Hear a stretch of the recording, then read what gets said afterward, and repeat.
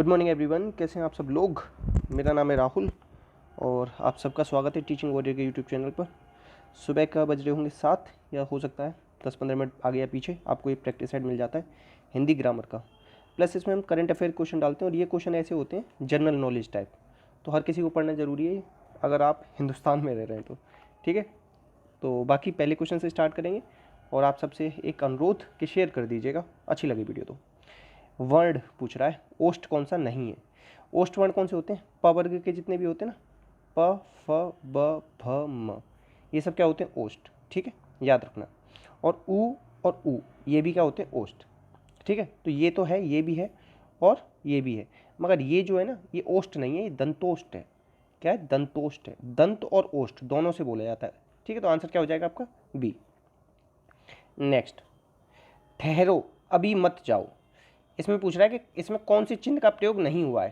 देखो विस्मयादिबोधक का ये लग रहा है विस्मयादिबोधक, पूर्ण विराम देखो ये लग रहा है पूर्ण विराम, और दोहरा उद्धरण चिन्ह ये लग रहा। अब इसमें कौन सा यूज नहीं हुआ है? इसमें इकहरा नहीं हुआ है। देख रहे हो कितना घुमा के पूछ रहा है क्वेश्चन को, सारी आनी चाहिए आपको। विराम चिन्ह की संख्या 20 है, उसमें से एक हिंदी का है, इसे पूर्ण विराम कहते हैं, बाकी 19 इंग्लिश के। कामता प्रसाद गुरु जी ने बताए 20, याद रखना। और इसमें जो सबसे याद रखने वाली चीज़ है वो ये है, इस तरीके से, ये है पाद चिन्ह। ठीक है, और इसे कहते हैं उपविराम। इन दोनों में मतलब कंफ्यूज हो जाते हैं लोग। ठीक है, याद रखना। और एक ये होता है योजक, ये होता है निर्देशक, और ये होता है विवरण। ये अगर 5 याद रह गए ना, बाकी सब तो कर लोगे, इनमें कंफ्यूज हो जाओगे। नेक्स्ट, अब इसमें पूछा है अल्प प्राण ध्वनियाँ हैं।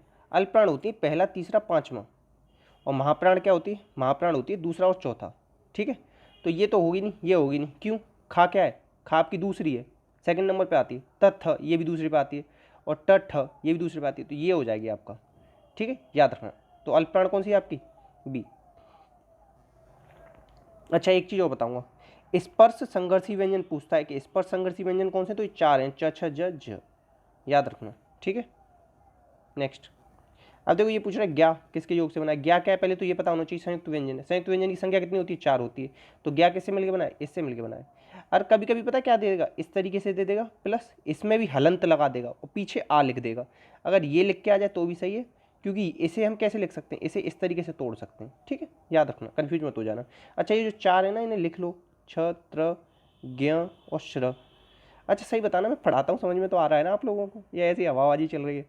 प्लीज़ बताना ना आज, है ना। इसमें से देखो बताना सगोश कौन सा है, सगोश कौन से होते हैं, चलो बताता हूँ। देखो अल्प प्राण महाप्राण बताए थे ना, अल्प प्राण होते हैं 135, महाप्राण होते हैं 24। ठीक है, अब देखो अल्प प्राण के बाद अब आएगा अघोष। अघोष, अघोष होता है पहला, दूसरा, और सघोष क्या होते हैं? तीसरा, चौथा, पांचवा।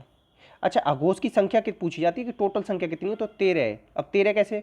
तो पहला और दूसरा, तो 5 और 2 10, तो यही हो गए। और कौन कौन से हो गए? स श श, तो 10 और 3 13। ठीक है, तो इसमें कौन से आएंगे सगोश में? तीसरा, चौथा, पांचवा। काखा पहले नंबर पे आता है, ये भी पहले नंबर पे आता है, ये भी पहले दूसरे पे आता है, तो क्या हो गया आपके? य और र। आप कहोगे सर ये तो आते नहीं तीसरे, चौथे, पांचवें में। तो तीसरा, चौथा, पांचवा तो आता ही सके उसमें, प्लस य र ल व आते हैं। और कौन से आते हैं? जितने भी स्वर होते हैं ना वो भी आते हैं आपके सगोश में, तो इस चीज़ को याद रख लेना। ठीक है, नेक्स्ट देखो, अब इसमें पूछा है अंतस्थ व्यंजन। अंतस्थ मतलब होता है जो पेट के अंदर से आवाज निकल के आते हैं। य बोल के देखो, अंदर से निकलेगा, जैसे कि पेट में से निकला। तो य र ल व 4 होते हैं, य र ल व। और ये दोनों मैंने आपको बहुत बार बताया, ये दोनों क्या होते हैं? अर्ध स्वर। इसीलिए तो इसके आगे आता है आधा, तभी तो यणसंधि हो जाती है वो, मगर हम लोग रटे पड़े समझ नहीं रहे। रा क्या होता है? लुंठित या प्रकंपित। और ला क्या होता है? पार्श्विक। ठीक है, याद रखना। और ठीक है, और ये वाला शा कहाँ से बोला जाता है? ये बोला जाता है तालु से। और ये वाला कहाँ से बोला जाता है? दंत से। ठीक है, याद रखना। नेक्स्ट, पफ, ये उच्चारण में कहाँ है? पफ ब म, ओष्ठ से बोली जाएगी ना। तालव्य के कौन से होते हैं? चा वर्ग आता है। कंठ में कौन सा आता है? का वर्ग आता है। और क्या का आता है? अ आ ह, ये भी आते हैं। ठीक है, दंत में क्या आता है? ता वर्ग आता है। और क्या आता है दंत में? ल और सा भी आता है। ठीक है, याद रख लेना। तालव्य में और क्या क्या आता है? य श ई, ये भी आते हैं। नेक्स्ट, अब देखो स्वर पूछ रहा है, स्वर क्या होते हैं? स्वर बताओ क्या होते हैं? स्वर जितने होते हैं ना अल्प प्राण होते हैं, और क्या होते हैं? घोष होते हैं। क्या होते हैं? घोष। आंसर हो जाएगा सी। ठीक है, अघोष क्यों नहीं होते? अघोष तो मैंने बताया था ना आपको, कितने होते हैं? 13 होते हैं। कौन कौन से होते हैं? श श श, और कौन से बताए? जितने भी आपके का पहला और दूसरा वर्ग। ठीक है, ये बताए थे मैंने, तो ये तो होगा नहीं, ये होगा नहीं, ये होगा नहीं। आंसर क्या हो जाएगा? सी। उच्चारण की दृष्टि से व्यंजन उच्चारण की दृष्टि से इसमें से कौन सा व्यंजन तालव्य है? तालव्य कौन सा होता है बताओ? कंठ तालु, तालु में च, छ, ज, झ और ये, तो इसमें कौन सा आ गया? ये आ गया ना। पा कहाँ से बोला जाता है? ओष्ठ से बोला जाता है। ये भी प फ ब, प फ ब, ये भी ओष्ठ का है। ता कहाँ से बोला जाता है? क च ट त, ता बोला जाता है दंत से। ठीक है, याद रहना, आंसर हो जाएगा सी।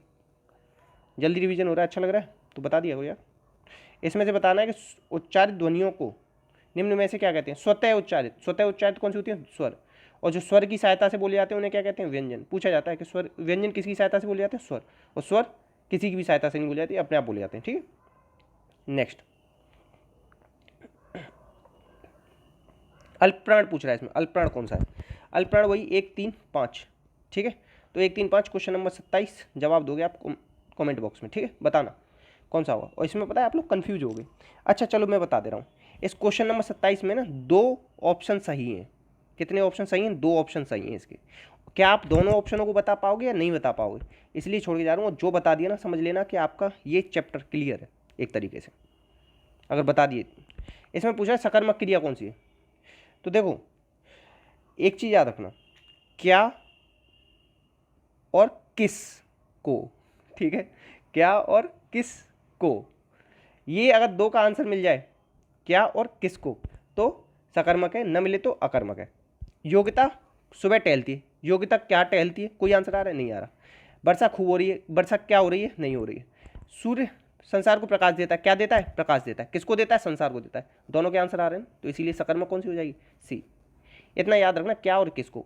अगर टाइम पास जिसे करना होगा ना टीचर, वो इसी पर कम से कम 4 घंटे के लेक्चर लेगा, और उसमें भी पता है कुछ आखिरी में आप आंसर नहीं निकाल पाओगे। अगर इतना सा याद रख लिया ना तो आपका ये हो जाएगा। अब बहुत सारे लोग कहेंगे सर टॉपिक वाइज पढ़ाओ। अब भैया टॉपिक खत्म हो गया इतने में ही। ऐसा नहीं कि मैं फालतू आपको टाइम पास कराता डोलूँ, ना तो आपके पास उतना टाइम ना मेरे पास। अब देखो इसमें पूछ रहा है कि पुल्लिंग कौन सा नहीं है। देखो वृक्ष कैसा है? बड़ा है।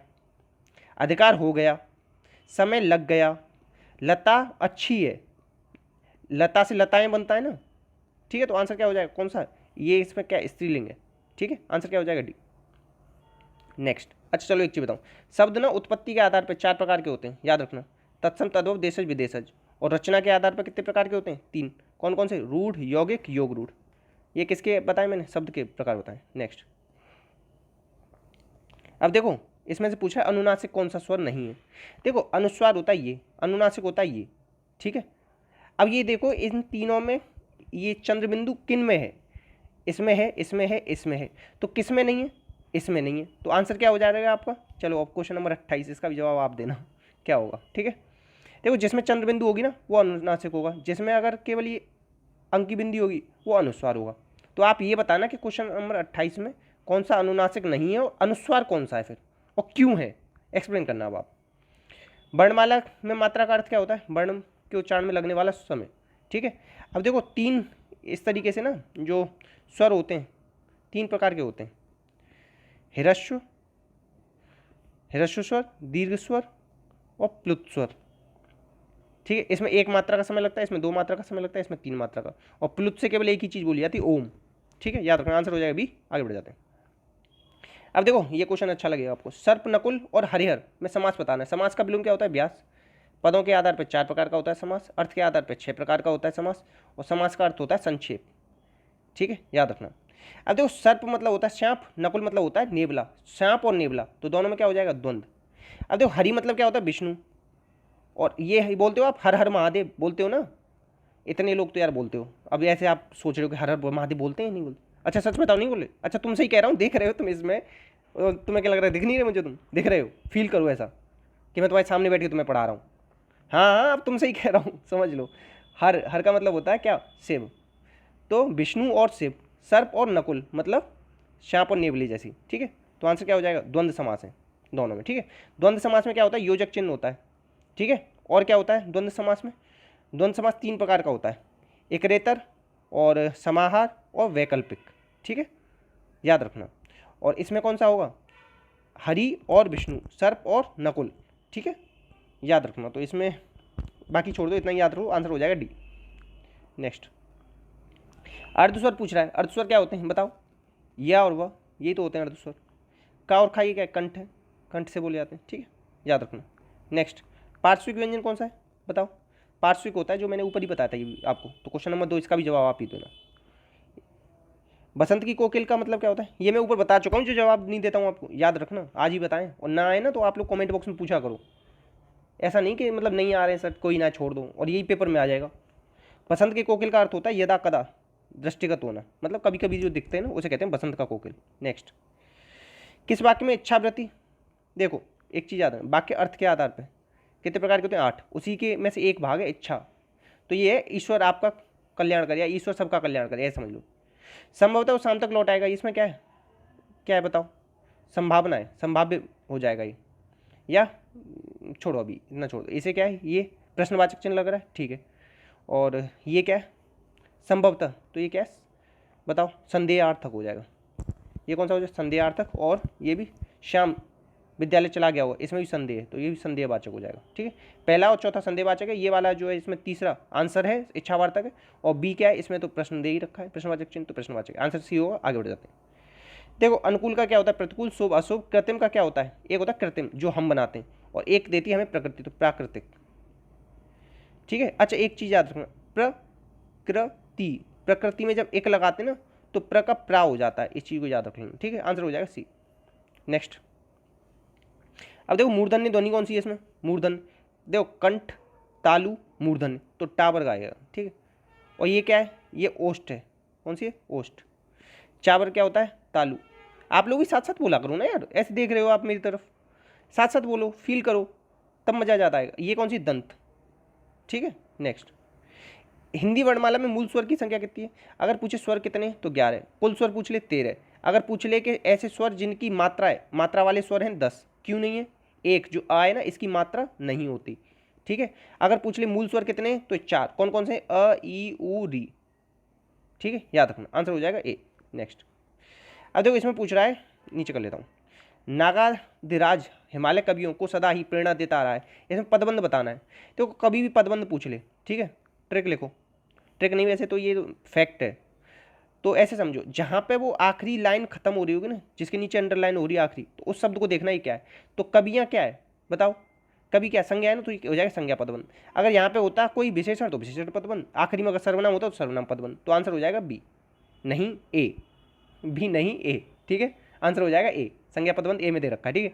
नेक्स्ट, अब इसमें पूछ रहा है कि मिश्र वाक्य, वाक्य 3 प्रकार के होते हैं, सरल, संयुक्त, मिश्र। किसके आधार पर? रचना के आधार पर। देखो मिश्र वाक्य मैंने सही बताना यार, अब तो भगवान क्या करूं, ये मैंने बताया ही नहीं की आता है बीच में या जो सो आता है, इतना से 3 चीज बताई मैंने।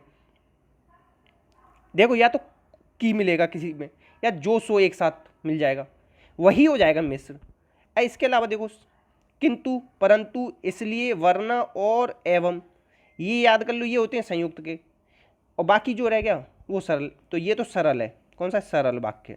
अब देखो और, किंतु, ये क्या है? संयुक्त है। तो क्वेश्चन नंबर 11, अच्छे अब ये और सुन लो, एक्सप्लेन करना कमेंट बॉक्स में, जो एक्सप्लेन करेगा ना वह उसी की बात सही, मतलब वही सीख पाया है, आज पता पड़ जाएगा कि कौन सीख गया है।